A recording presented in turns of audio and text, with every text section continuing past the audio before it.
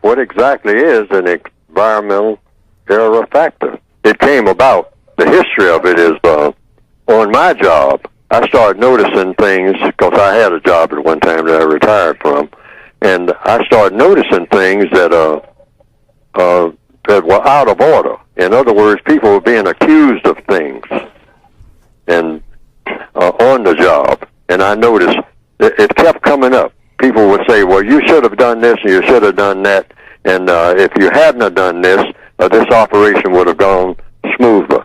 Or if you had done this, the operation would have gone smoother.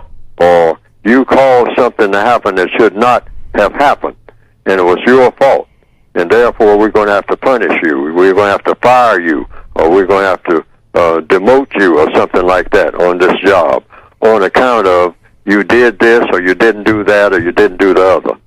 And I started noticing that in a lot of cases, it didn't have anything to do with what the person actually did per se. If you looked at it on the surface, it would seem like the person made a mistake.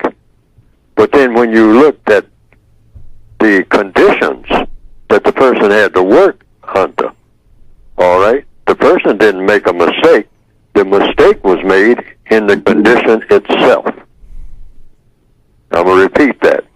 The mistake was made, like on a job, in the condition that you were put in itself. There was a built-in mistake. And for example, it was probably a door that had, that was in the incorrect place. All right? The door shouldn't have ever been there for the first place. They never should have put a door at that particular place.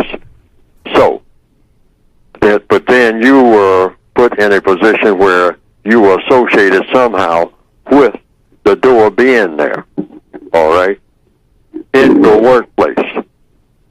But on account of, somebody might say that you should have been watching that door to see that nobody came through the door and stumbled over the equipment that was right on the other side of the door.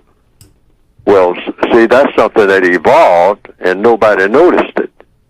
But it wasn't always like that.